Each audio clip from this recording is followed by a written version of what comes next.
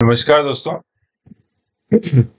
आज जो सब्जेक्ट है वो सब्जेक्ट देखने में बहुत आसान सा सिंपल सा लगता है, लेकिन उतना आसान है नहीं मेरे हिसाब से। वैसे तो रेलवे में मेरा मानना है कोई भी सब्जेक्ट की अगर जानकारी है तो आसान है और नहीं है तो आसान नहीं है। और आज जो सब्जेक्ट है वो है एमएससीपी, और एमएससीपी के ऊपर मेरा मानना है कि काफी सारी बातें ऐसी है जो जाननी चाहिए, और मेरे ख्याल से काफी सारी बातें काफी लोगों को नहीं आती है। और इसमें भी कुछ क्वेश्चन कई बार एग्जाम में भी आते हैं, तो कुछ बातें जो मैं बताऊंगा वो एग्जाम पॉइंट ऑफ व्यू से बताऊंगा, और बाकी जो मैक्सिमम जो बातें होगी वो डीलिंग से कनेक्शन में है। लेकिन एग्जाम में जैसे कुछ भी पूछा जा सकता है, तो ऑब्वियसली हमको हर बात की जानकारी होनी चाहिए। तो सबसे पहले स्टार्ट करते हैं। अ, जो सब्जेक्ट आज है एमएससीपी, फुल फॉर्म है modified assure career progression scheme. जैसे आप सभी को मालूम होगा कि सिक्स पे कमीशन में ये इंट्रोड्यूस हुआ था और 1/9/2008 से लागू हुआ। तो सबसे पहले ये जानना जरूरी है कि क्या है, क्यों है स्कीम, क्यों लेके आए।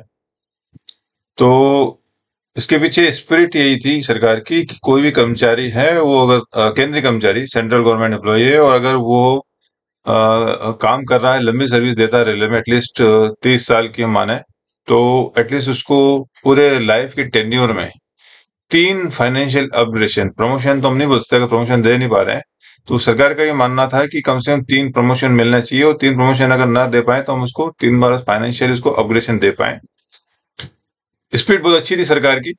और मैं ये कहना चाहूंगा सबसे पहले कि ऐसा नहीं कि ये स्पीड या जो भी पॉलिसी सरकार ने जो है सिक्स पे कमीशन में पहली बार बनाई।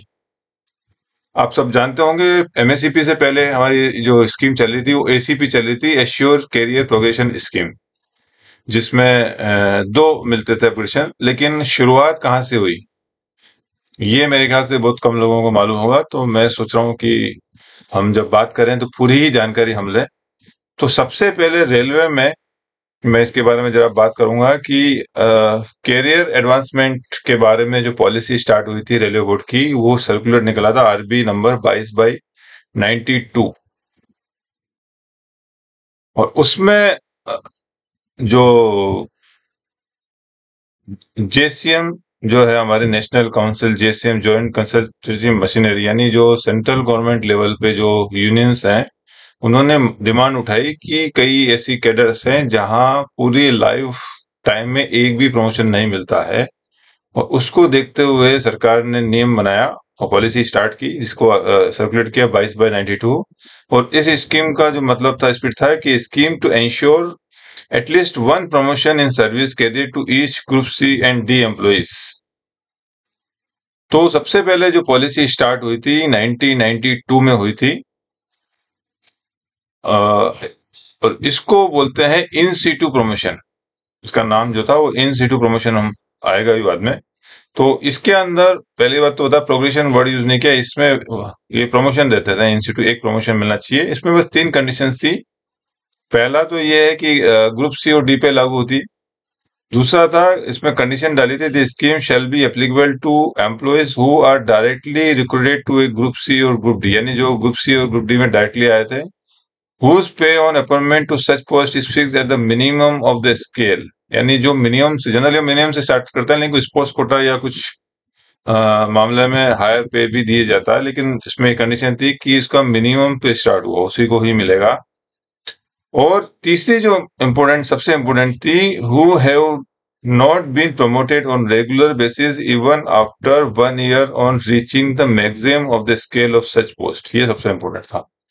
इसके बारे में ये बोलूंगा कि जैसे एमएससीपी में आपको सबको मालूम है कि हर 10 साल पे एक प्रमोशन देने का, अपग्रेडेशन देने की बात की 6 पीसी में, जो हम एमएससी की बात करते हैं उसमें 10 साल पे एक अपग्रेडेशन मिलता है। और इससे पहले जो स्कीम थी वो थी एसीपी, जिसमें 12 साल में एक मिलता था कि 12 साल की सर्विस पे, और 24 साल में दो, मैक्सिमम दो मिल जाते हैं।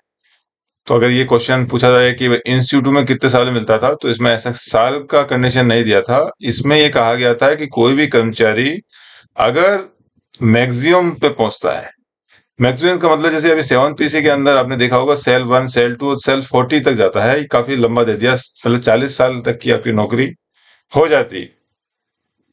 तब आप मैक्सिमम पूछते हैं, लेकिन पहले द फिफ्थ पीसी या third fourth first second PC में इतना लंबा नहीं था। मेरे ख्याल से 15-20-25 के आसपास स्लैब्स होगी, इतना मुझे याद नहीं है। तो अगर आप मैक्सिमम में पहुंच गए और पहुंचने के 1 साल के बाद भी, जब स्टैग्नेशन इंक्रीमेंट का जमाना चलता था, हर 2 साल में एक स्टैग्नेशन इंक्रीमेंट मिलता था और मैक्सिमम 3 मिलते थे, आपको मालूम होगा। तो अगर आदमी स्टेगनेट हो गया है और 1 साल के ऊपर हो गया और मैक्सिमम कोई क्रॉस कर गया है, तब तक भी अगर नहीं मिला है उसको, वही 3 कंडीशन जैसे मैंने अभी येलो मार्क किया हुआ, अगर उस कंडीशन पूछा है तो उसको इन सीटू प्रमोशन, एक प्रमोशन मिलता था। तो ये थोड़ा सा मैंने बता दूं कि स्टार्टिंग 1992 से हुआ था और कंडीशंस इसकी लगभग जो एसीपी एमएससीपी में मिलती जुलती काफी सारी कंडीशन थी, शिक्षक से बेनिफिट मिलता था। और ये लागू हुआ था, अगर एग्जाम में कोई क्वेश्चन पूछे एलडीसी में, तो इन सिटी प्रमोशन के ऑर्डर इफेक्टिव होते 1/4/91 से लागू हुआ था। तो इंस्टीट्यूट के बारे में प्रमोशन के जस्ट ब्रीफ बता दूं कि इंस्टीट्यूट प्रमोशन मतलब जो भारत सरकार ने सबसे पहले जो अपग्रेडेशन की बात की कि किसी भी कर्मचारी को अगर कोई प्रमोशन नहीं मिल रहा है, तो सबसे पहले जो पॉलिसी थी वो इंस्टीट्यूट प्रमोशन थी, जिसमें कहा था एटलीस्ट एक मिलना चाहिए। उसके बाद फिफ्थ पे कमीशन में 97 में नया पॉलिसी लेके आया, जिसमें एसीपी लेके आया। उसके बाद फिर 6 पीसी में एमएससी पे लेके आया। तो मैंने कहा स्टार्टिंग हम करें ताकि बात समझ में आ जाए। तो ये इंस्टीट्यूट प्रमोशन था, जिसमें जो स्कीम जो चालू थी 1/4/91 से। उसके बाद एसीपी स्कीम चालू हुई 99 से, 1/10/99 से। और इसमें ये कहा गया था कि एटलीस्ट 2 प्रमोशन आपको मिलेंगे, 12 साल पे एक और 24 साल में 2 प्रमोशन मिलेंगे। और ये स्कीम जो लागू हुई थी, ACP scheme shall be become operational from the date of issue of this letter. मतलब ये लेटर स्टार्ट हुआ था, जारी हुआ था 1/10/99 से, यानी वो 1/4/91 से इंस्टीट्यूट प्रमोशन लागू हुआ और एसीपी स्कीम चालू हुई थी 1/10/99 से।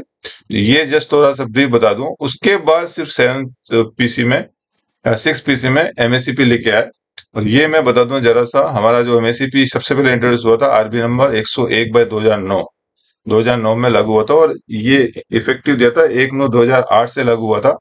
कंडीशंस जो निकली थी 2001 के बाद, उसको फिर काफी कंडीशन हमारी चेंज हुई है और फाइनली रेलवे बोर्ड ने इसको दोबारा रीट्रेट किया है, आरबी नंबर 16/2020। तो मैंने कहा पुरानी बात करने से अच्छा है कि हम नई बातें हम करें।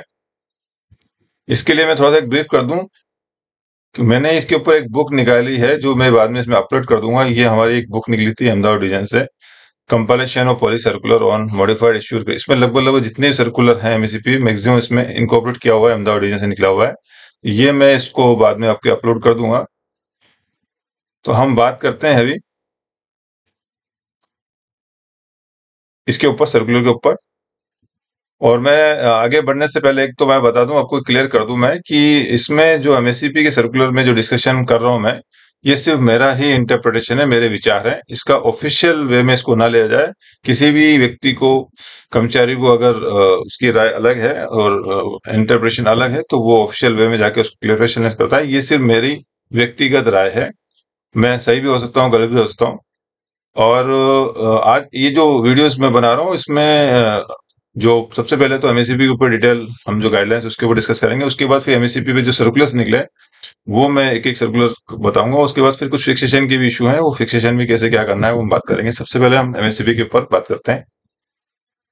तो ये रेलवे बोर्ड ने इसमें सिर्फ डीओपीटी ने जो लेटर निकाला उसी को सर्कुलेट किया है कवरिंग लेटर के साथ में। तो डीओपीटी जो लेटर निकला था 22 अक्टूबर 19 में निकला था, consolidated guidelines regarding modified assure career progression scheme for the central government civilian employees. तो केंद्रीय कर्मचारियों के लिए जो डीओपीटी ने जो लेटर निकाला, उसी को रेलवे बोर्ड ने कवरिंग लेटर के साथ निकाला है। और जैसा आप जानते हैं कि एमएससीपी जो है वो सेंट्रल गवर्नमेंट की भी स्कीम है, जो सभी केंद्रीय कर्मचारियों पर लागू होती है। 7th पे कमीशन ने भी वही चीज को कंटिन्यू किया जो 6 पीसी में किया है। तो MACP will continue to be administrate at 10, 20, 30 years as before. इसमें यही कहा गया है कि जैसे एमएससीपी 6 पीसी में चली थी, वही कंटिन्यू रहेगी, 10, 20, 30 साल पे रहेगी। In the new pay matrix the employee will move to immediate next level in the hierarchy. जो हियरकी है उसमें आगे चलेगी। हियरकी क्या होती है मैं बता दूं कि हियरकी आपका जो चैनल होता है, जैसे एमएससीपी लेवल, आपका लेवल की एक हियरकी होगी। तो level 1, level 2, level 3, level 4 serial number में जो चलेगी उसको बोलते हैं हियरकी बोलते हैं वो। तो हमारे मैट्रिक्स की जो हियरकी है वो 1, 2, 3, 4 चलेगा। और एक हियरकी होती है प्रमोशनल हियरकी।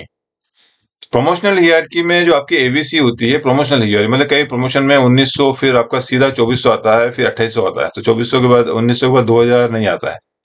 ऐसे ही 2400 के बाद कई बार सीधा 4200 में आता है, बीच में 2800 नहीं आता है, तो इसको बोलते हैं promotional hierarchy.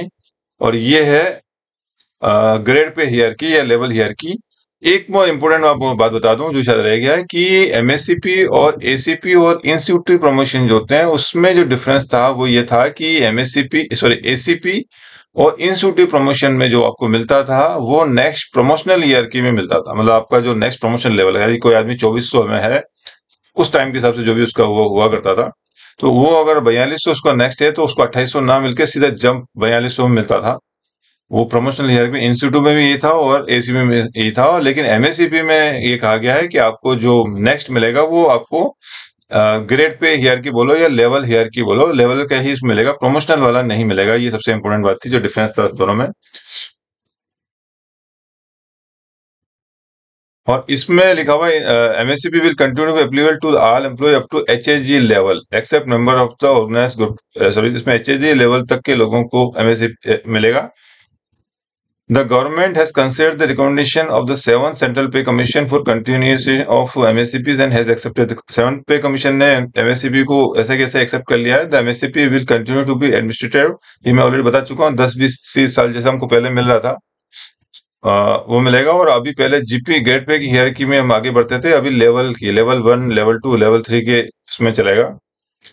The scheme shall continue to be applicable to all regularly appointed Group A, group B, group C, central government employees, casual employees. ये बताया कि जितने भी सरकारी सेवा में जो रेगुलर एम्प्लॉई है ये उन्हीं के ऊपर लागू होगा, चाहे वो ए हो, ग्रुप ए हो, ग्रुप बी हो, ग्रुप सी हो। लेकिन अगर casual employ including those granted temporary status and employees appointed in government on ad hoc or contract basis shall not qualify for benefit under the aforesaid scheme। कोई भी कर्मचारी railway में आने से पहले अगर वो टेम्परेरी स्टेटस की सर्विस में रहा है या कॉन्ट्रैक्ट बेस में रहा, एडॉक सर्विस इसमें काउंट नहीं होती। इसमें सिर्फ वही सर्विस हम काउंट करेंगे जो रेगुलर सर्विस है।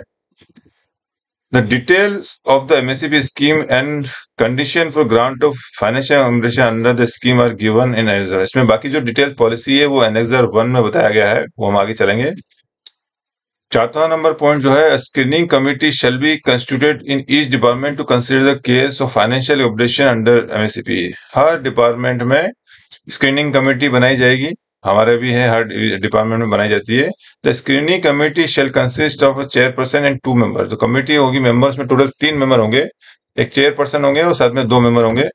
The member of the committee shall comprise officer holding posts which are at least one level above in which the MSCP is to be considered and not below the rank of under secretary equivalent in the government। The chairperson should generally be level above the member of committee। इसमें कहा गया है कि जो MSCP हम जिसको दे रहे हैं एटलीस्ट मेंबर जो होगा उससे एक ग्रेड ऊपर होगा, लेकिन not below the rank of under secretary. मतलब हमारे यहाँ रेलवे में जो सीनियर स्किल ऑफिसर होते हैं वो इक्विवेलेंट टू अंडर सेक्रेटरी होते हैं। तो एमएससीपी जिसको भी दे रहे हैं, जिसका भी एमएससीपी के लिए स्क्रीनिंग कमेटी बैठी है, तो उससे एक लेवल हायर एटलीस्ट होगा और मिनिमम जो होगा वो सीनियर स्किल ऑफिसर होगा। और जो चेयरपर्सन होगा वो उन मेंबर से एक ग्रेड हायर होगा, यानी कि 2 सीनियर स्किल ऑफिसर और एक जो है जे ग्रेड ऑफिसर जो होंगे वो कमेटी के मेंबर मिनिमम होंगे, हायर भी हो सकते हैं लेकिन मिनिमम ये होना चाहिए।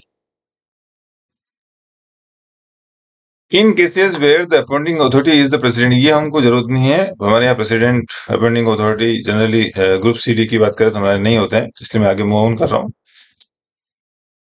In order to prevent undue strain on administrative machinery, the screening committee shall follow its time schedule। इसमें ये कहा गया है कि एकदम बहुत ज्यादा ही मामले में क्वांटिटी में एकदम प्रेशर नहीं आ जाए ज्यादा लोगों को, इसलिए उन्होंने एक टाइम शेड्यूल मेंटेन किया एमएससीपी ऊपर कि 2 साल फाइनेंशियल ईयर में 2 बार एमएससीपी करना है। तो सबसे पहले तो 1 जनवरी में होगा, 1 जुलाई में होगा। Accordingly the cases maturing during the first half of the particular financial year, मतलब फाइनेंशियल ईयर अप्रैल टू सितंबर shall be taken up the consideration by the screening committee meeting in the first week of January। यानी जो भी cases जो है ready हो रहे हैं अप्रैल टू सितंबर में, उनको जनवरी में एडवांस में करना है। Similarly the screening committee meet in the first week of July shall process the case would be maturing during the second half of financial year. यानी आगे अक्टूबर से मार्च के पहले जो एमएससी के भी ड्यू हो रहे हैं उनको जुलाई में ही करना है। अब ये इश्यू आता है इसके अंदर कि अगर मान लीजिए अभी जैसे मैं अभी 2023 की बात करूं, तो 2023 में अगर कोई सितंबर में किसी का ड्यू हो रहा है या अभी जुलाई में किसी का ड्यू हो रहा है, तो मैं जनवरी में होना करना चाहिए था। तो लोगों को एक डाउट आता है कि जनवरी हम जो करेंगे तो उसके सीआर एपीआर कहाँ से आएंगे, अप्रैल सितंबर जुलाई तक का जो उसमें आ रहा है। तो इसमें कई लोगों का कंफ्यूजन है। मेरा इंटरप्रिटेशन ये है कि इसमें कभी भी हम जब सीआर लेते हैं, चाहे प्रमोशन हो चाहे एमएससीपी हो, तो हम जिस तारीख को एमएससीपी कर रहे हैं उस तारीख से पहले के जो कंप्लीटेड सीआर होते हैं वो लेते हैं। ये मेरा इंटरप्रिटेशन है। कई लोगों को मेरे ख्याल से मिस इंटरप्रिटेशन है कि कोई कर्मचारी का सितंबर में 2023 सितंबर में अगर उसका एमएससीपी ड्यू हो रहा है तो 23 सितंबर तक का सीआर, मतलब वो फिर आपका 22-23 का भी सीआर लोग मांगते हैं। लेकिन मेरा मानना ये है कि अगर जनवरी 23 में अगर कर रहे हैं अप्रैल टू सितंबर का, तो जनवरी 23 का मतलब 22-23 का सीआर अवेलेबल होगा नहीं, ऑब्वियसली, क्योंकि जनवरी में तो अवेलेबल होना चाहिए। 23 का सितंबर 22-23 का जो सीआर होगा वो बनेगा हमारा अप्रैल मई में मिलेगा हमको। तो ऑब्वियसली हमारे पास 22-23 से पहले के जो सीआर है, यानी 20, 21, 22, वो 3 साल के जो सीआर होंगे वो हम लेंगे, ऐसा मेरा मानना है। और सिमिलरली इसी तरह आगे करेंगे। और मेरे ख्याल से प्रमोशन में भी ऐसे होता है। प्रमोशन में भी हम एंटीसिपेटरी वैकेंसी हम जो ली जाती है वो अगले 1 साल की नॉन सिलेक्शन में लेते हैं, और प्रमोशनल पोस्ट में तो 15 महीने और या एक्स-कैडर में 2 साल लेते हैं। तो वहां जब हम सिलेक्शन आज कर रहे हैं और अगले हम साल, 1.5 साल की, 2 साल की हम वैकेंसी हम ले रहे हैं, तो प्रमोशन हम आज कर रहे हैं और हम 1-2 महीने 3 महीने में उसका पैनल निकालने वाले हैं। तो आज की तारीख में अभी तक जो हमारे पास अवेलेबल जो सीआर होते हैं, कंप्लीटेड सीआर, उसको लेते हैं। तो मेरे ख्याल से वही नियम यहाँ पे भी लगना चाहिए। ये मेरा इंटरप्रिटेशन है। In so far as person serving in the Indian audit और अकाउंट्स के लिए उन्होंने बताया कि वो अलग से इनके नियम जारी होंगे। Any interpretation, clarification of doubt as to the scope and meaning of the provision of MSCP shall be given by the DOPT. The MSCP scheme continues to be effective from 1/9/2008. ये एक ऑब्जेक्टिव में question आता है कि जो कब से MSCP लागू हुई है। जी, तो 1/9/2008 से लागू हुई, बता दूं आपको, ये तो सबको मालूम होगा। और इसमें कहा गया है कि कोई भी एमएससीपी रूल के इंटरप्रिटेशन और के पावर जो है, जैसे मैंने अभी आपको बताया कि अभी जो मैंने बताया वो मेरा इंटरप्रिटेशन है, तो ऐसे ही हर आदमी का अपना इंटरप्रिटेशन होता है। अगर फाइनल अथॉरिटी जो इंटरप्रिटेशन करने की वो है डीओपीटी, वही कर सकती है, इसके अलावा उसमें कोई नहीं कर सकता। पॉइंट 9 में बताया कि know stepping up of pay in the level would be admissible with regard to junior getting more pay than senior on account of pay fixation under the MSCP. अगर कोई कर्मचारी है और जूनियर कर्मचारी को एमएससीपी मिल गया और उसकी वजह से अगर उसको सीनियर से पगार उसको ज्यादा हो गया है, तो फिर तब भी हमको इसमें स्टेपिंग अप का बेनिफिट नहीं देना है, ये इसमें कहा गया है। तो ये हमारे नॉर्मल पॉइंट हो गए, इसमें जो बड़ी बड़ी बातें होगी। अब इन्होंने डिटेल में समझाया एनेक्सर 1। पहला पॉइंट हम ले लेते हैं एनेक्सर 1 का। There shall be 3 financial upgradation under MSCP counted from the direct entry grade on completion of 10, 20, 30 years of service respectively, or 10 years of the continuous service in the same level pay matrix whichever is earlier. ये बहुत समझने की बात है कि कोई भी कर्मचारी जब रेलवे में ज्वाइन करेगा, वो तो ज्वाइन करते ही जिस दिन से डायरेक्ट एंट्री यानी डेट ऑफ अपॉइंटमेंट से 10, 20, 30 साल के बाद, हर 10 साल के बाद उसको एक एमएससीपी मिलेगा, first, second, third financial upgradation मिलेगा, या फिर 10 साल जो है लास्ट प्रमोशन या एमएससीपी जो भी मिला उससे 10 साल के बाद उसको भी अपग्रेडेशन मिलेगा, ये कहा गया है इसमें। सेकंड पॉइंट बताया, the MSCP envisages merely placement in the immediate next higher level in the hierarchy of the pay matrix as given in the part A of schedule of CCS revised pay rule 2016। इसमें कहा गया सिर्फ ये एक MSCP सिर्फ एक placement है, आपको नेक्स्ट लेवल में प्लेस करता है। Thus, the level at the time of financial upgradation under MSCP can, in certain cases, be regular, where regular promotion is not between two successive pay level to be lower than what is available at the time of regular promotion. तो ये मैंने जैसे ही बताया है कि MSCP के अंदर जब आप मान लीजिए लेवल 1 से लेवल 2 में जा रहे हैं, तो लेवल 1 से लेवल 2 तो मैक्सिमम हमारे रेलवे में सब में वही होता है, लेकिन मान लीजिए लेवल 2 से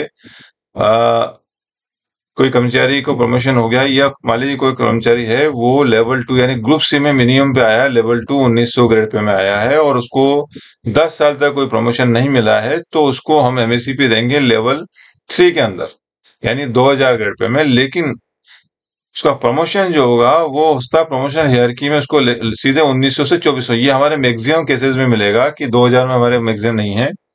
तो यही बात इसमें कही गई कि एमएससीपी जो होगा नेक्स्ट लेवल मिलेगा। हो सकता है कि उसका जो प्रमोशनल चैनल में उससे हायर हो, यानी प्रमोशनल चैनल उसका 2400 हो, लेकिन एमएससीपी जो है नेक्स्ट लेवल में ही देना है, ये इसका कहा गया है।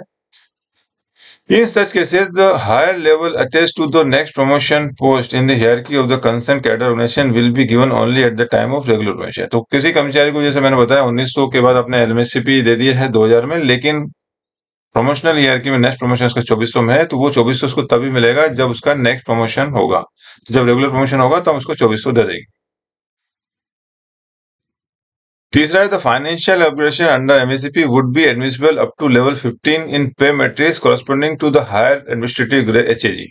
तो इसमें बताया था कि एमएससीपी जो होगा मैक्सिमम कहां तक मिलेगा, ये क्वेश्चन भी एग्जाम में पूछा जा सकता है। तो इसमें बताया कि एचएजी। अब कई लोग सोच रहे हैं कि एचएजी तक कैसे पूछेंगे, हमारे यहाँ रेलवे में तो 5400, उसके बाद फिर 6600, फिर 7600, फिर सिलेक्शन गेट, फिर एसएसजी, ये काफी ज्यादा हो गया। तो मेरा ये मानना है कि ये जो पॉलिसी बनी है भारत सरकार की, ये सेंट्रल गवर्नमेंट की, ना कि रेलवे की। तो रेलवे में हो सकता है एचएजी 3 स्टेज में नहीं आता है, लेकिन कई सरकारी केंद्रीय सरकार में कुछ ऐसी पोस्टें भी होती है जो जिसका मेरे ख्याल से तीसरा जो प्रमोशन होता है वो एचएजी लेवल पे होता है। तो उसके हिसाब से शायद नियम बनाया हुआ है। तो रेलवे में मेरे ख्याल से जहां तक हो सके एचएजी नहीं मिलेगा, ऐसा मेरा मानना है as far as railway is concern. चौथा है benefit of pay fixation available at the time of regular promotion shall also be allowed at the time of financial operation under the scheme. इसमें कहा गया है कि जो नॉर्मल हम regular promotion में जो पे फिक्सेशन बेनिफिट देते हैं, सेम बेनिफिट इसमें भी देना है। तो मेरा ही मानना है ये बिल्कुल बेसिक फंडामेंटल चीज है कि आपको फाइनेंशियल अपग्रेडेशन यानी फाइनेंशियली आपको फायदा करने के लिए यही स्कीम बनाई है, एमएससीपी हो चाहे एसीपी हो या इंस्टीट्यूट प्रमोशन हो। तो अगर आपको पे फिक्सेशन बेनिफिट देंगे ही नहीं तो फिर स्कीम निकालने का मतलब नहीं है। तो ऑब्वियसली ये स्कीम में भी जब भी आपको एसीपी में एमएससीपी मिलेगा, आपको पे फिक्सेशन बेनिफिट देना है। पे फिक्सेशन के बाद में एक बात बता दूं आपको कि नॉर्मल रूल रेलवे के अपने रूल होते हैं, लेकिन एज अ लार्ज स्केल कई बार उसका इंटरप्रिटेशन और हर जगह एक रूल लागू नहीं होते। फॉर एग्जांपल एक बात बता दूं मैं आपको, एमएससीपी देना और फिक्सेशन होना अलग चीज है। तो ये जो उन्होंने बात कही है पे फिक्सेशन बेनिफिट देने की, ये एक जनरल दिया है। जैसे कि एक रूल और बताया गया है कि एमएससीपी जो है नेक्स्ट लेवल में दी जाएगी। तो नेक्स्ट लेवल में देने का मतलब हुआ कि कोई आदमी अगर लेवल 5 में है तो उसको लेवल एमएससीपी लेवल 6 में मिलेगा, लेवल 6 है तो लेवल 7 मिलेगा। लेकिन ये हमेशा लागू नहीं होता है। आगे एक रूल आएगा कि कई बार अगर आपको सेम प्रमोशनल चैनल 7 लेवल में है तो आपको 7 नहीं मिलेगा, अगला नहीं मिलेगा। तो वहां वो रूल आपको टूटा है, कहीं ना कहीं रूल ओवरलेट हुआ है। जो एक फंडामेंटल रूल था कि नेक्स्ट लेवल देना, वो वहां लागू नहीं हुआ। सिमिलरली पे फिक्सेशन में भी नॉर्मल रूल यही है कि आपको पे फिक्सेशन मिलेगा, लेकिन फिक्सेशन के रूल अपने रूल है, वो भी देखने पड़ेंगे कि रूल लागू। जैसे कि आपको याद होगा कि 6PC के अंदर रेलवे बोर्ड ने जब पे कमीशन निकाला था तब ये कहा गया था जब तक कि पे बैंड या पे level change grade pay change नहीं होगा पे फिक्सेशन नहीं मिलेगा। तो जहां सेम ग्रेड पे में प्रमोशन होता था वहां पे फिक्सेशन बेनिफिट तब नहीं मिलता था 2008 को। फिर रेलवे बोर्ड ने 2013 में 95/13 से फिर जहां जहां सर्टेन कैटेगरीज में कि जहां सेम ग्रेड पे में प्रमोशन है वहां प्रमोशन इंक्रीमेंट देने की बात की, यानी कि 2008 से लेके 2013 तक। ये लाइन तब भी लिखी हुई थी 101/2009 की पॉलिसी में भी कि पे फिक्सेशन बेनिफिट देना है। लेकिन मैंने बता दूं एमएससीपी देना अलग चीज होती है और पे फिक्सेशन का बेनिफिट अलग चीज है। पे फिक्सेशन के अपने रूल है और प्रमोशन एमएससीपी के अपने रूल है, दोनों अलग अलग है, एक नहीं है। तो जब 2009 में पॉलिसी आई थी तो 2013 तक आपको सेम ग्रेड पे में प्रमोशन एमएससीपी में फिक्सेशन बेनिफिट नहीं मिलता था। लेकिन ये जनरल रूल बता दो। There shall be, however, be no further fixation of pay at the time of regular promotion if it is in the same pay level as granted under MSCP। इसमें कहा गया है, जैसे मैंने अभी एग्जांपल दिया था कि किसी कर्मचारी जो 2019 में आया था उसको हमने MSCP 1900 जीपी से 2000 में दिया, लेकिन फिर उसका फर्दर प्रमोशन होता है 2400 में। तो उस टाइम जब रेगुलर प्रमोशन होगा तो उसको पे फिक्सेशन बेनिफिट नहीं होगा, क्योंकि ऑलरेडी एक बार ले चुका है, बार बार उसको नहीं मिलेगा। एक प्रमोशन, एक एमएससी के बाद अगर कोई रेगुलर प्रमोशन होता है तो फिर आपको प्रमोशन के टाइम पे आपको पे फिक्सेशन बेनिफिट नहीं देना है, सिर्फ आपको लेवल देना है। आप उस लेवल के सामने पे जो होगा वो देना है। वो मैं आपको बाद में डिटेल में बताऊंगा कैसे पे करना है जब पे फिक्सेशन का हम बात करेंगे।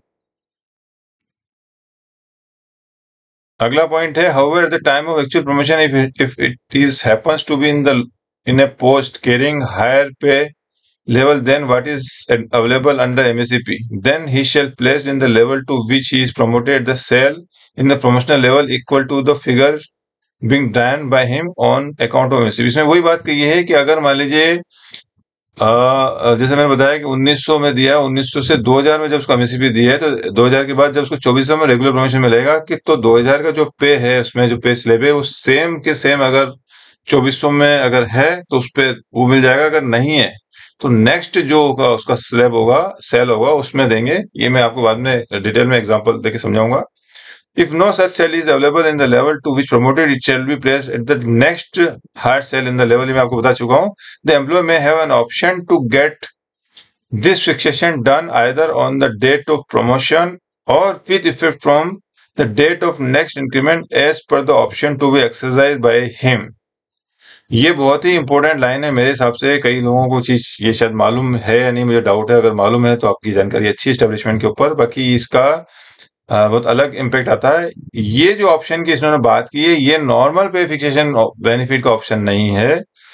ये ऑप्शन रेगुलर प्रमोशन जब आपका हो रहा है, ये एक तो बता दूं जो पैरा 3 है, ये उस सिनेरियो में आप पे लागू होगा जब आपको एमएससीपी ऑलरेडी मिल चुका है, लेकिन एमएससीपी जो मिला है वो रेगुलर प्रमोशन के जो लेवल से निचले लेवल में मिला है।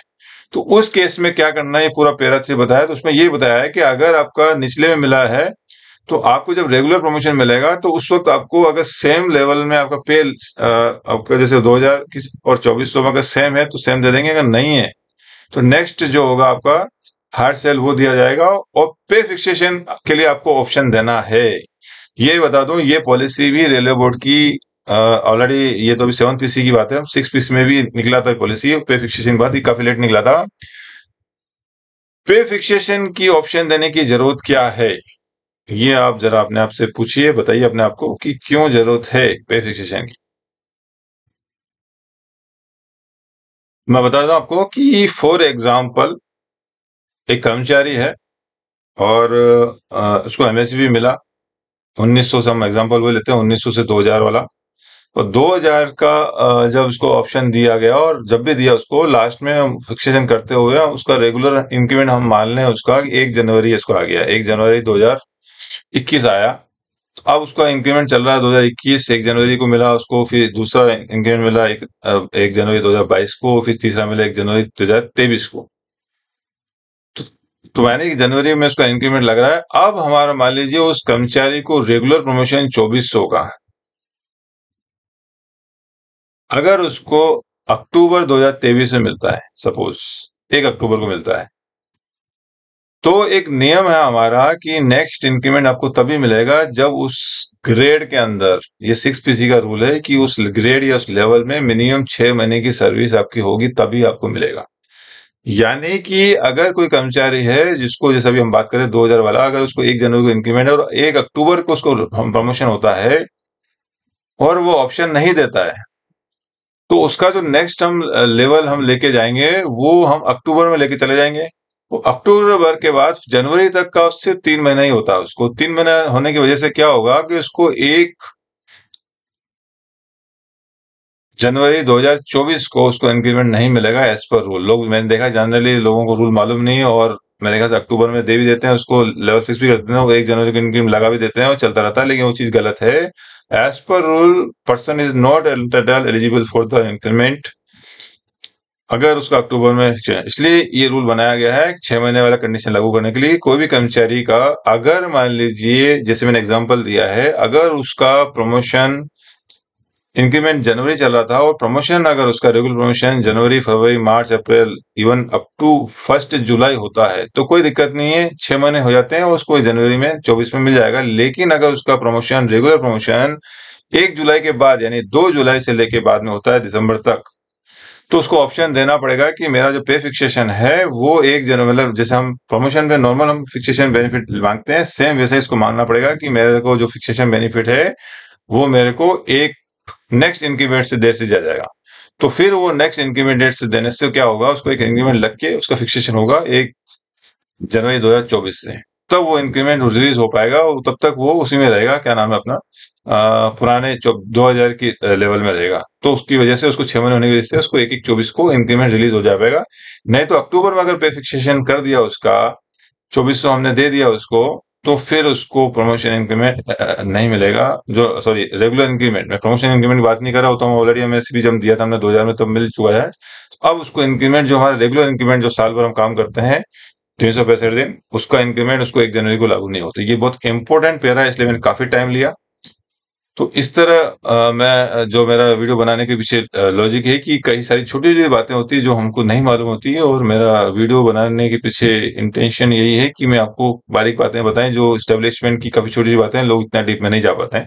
तो यहाँ ऑप्शन का मतलब वही है कि 6 महीने की जो क्वालिफाइंग सर्विस से इंक्रीमेंट लेने के लिए वो फिल हो, इसलिए कर्मचारी को अगर जिस डेट से रेगुलर प्रमोशन और नेक्स्ट इंक्रीमेंट जो ड्यू हो रहा है, मिलता है, रेगुलर चल रहा है, अगर उसमें अगर 6 महीने से कम का टाइम है तो प्लीज ऑप्शन दे, ताकि वो आपको नुकसान ना हो। नहीं तो इन फ्यूचर, अभी तो हो सकता है आपको मिल जाएगा, इंक्रीमेंट लगा देगा, क्लर्क को नॉलेज नहीं होगा, लगा देगा, लेकिन बाद में अगर रिकवरी हुई तो बहुत लंबी चौड़ी रिकवरी हो जाएगी आपकी। तो उससे आप सतर्क रहें, सावधान रहें कि गलत ना हो आपके साथ। अगला पॉइंट हमारा है प्रमोशन। ये हम, मेरे ख्याल से आधा घंटे का टाइम हो गया है, तो मैं उम्मीद करूंगा कि नेक्स्ट वीडियो में हम इसको लूं आपके, और प्लीज देखते रहिए।